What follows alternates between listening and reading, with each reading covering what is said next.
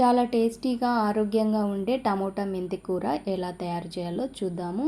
ముందుగా స్టవ్ వెలిగించి ఒక కడాయి పెట్టి కొద్దిగా ఆయిల్ వేసి ఆయిల్ హీట్ అయ్యాక తిరగబాత గింజలు, ఎండుమిర్చి, కరివేపాకు వేసి ఫ్రై చేయాలి. ఫ్రై అయిన తర్వాత కొద్దిగా ఇంగువ వేసి ఫ్రై చేసుకోవాలి. తర్వాత సన్నగా కట్ చేసిన ఆనియన్స్ వేసి ఇవి కూడా ఫ్రై చేసుకోవాలి. తర్వాత ఈ విధంగా కొద్దిగా ఫ్రై అయిన తర్వాత ఆనియన్స్, పచ్చిమిర్చి చీలికలు వేసి ఫ్రై చేయాలి.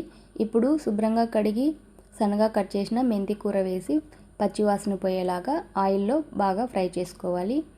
ఈ విధంగా అంతా కలిపి ఒకసారి మూత పెట్టి ఒక 4 లేదా 5 నిమిషాల పాటు లో ఫ్లేమ్లోనే ఇది బాగా మగ్గనివ్వాలి. తరువాత ఒకసారి మూత తీసి మళ్ళీ ఒకసారి అంతా బాగా కలిపి ఇప్పుడు ఇందులోకి కచ్చా పచ్చగా దంచిన వెల్లుల్లి వేసుకొని ఫ్రై చేసుకోవాలి. ఈ విధంగా ఫ్రై అయిన తర్వాత టమోటాలు 4 నుంచి 5 టమోటాలు వేసి సన్నగా కట్ చేసి ఈ విధంగా ఫ్రై చేసుకోవాలి. ఇప్పుడు మూత పెట్టి టమోటా బాగా మగ్గేంత వరకు ఫ్రై చేసుకోవాలి. ఈ విధంగా ఫ్రై అయిన తర్వాత ఇప్పుడు ఇందులోకి కొద్దిగా పసుపు వేసుకోవాలి.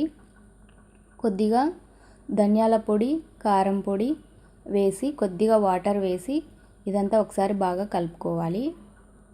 ఈ విధంగా కలిపిన తర్వాత ఇప్పుడు ఇందులోకి రుచికి సరిపడా సాల్ట్ వేసి మరొకసారి బాగా కలుపుకోవాలి.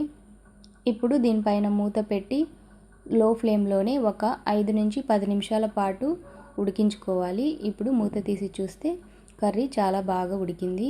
ఇప్పుడు లాస్ట్లో కొద్దిగా కొత్తిమీర చల్లుకొని స్టవ్ ఆఫ్ చేసుకోవడమే. ఇంతే అండి, టమోటా మెంతి కూర చాలా టేస్టీగా, చాలా హెల్తీగా కూడా ఉంటుంది.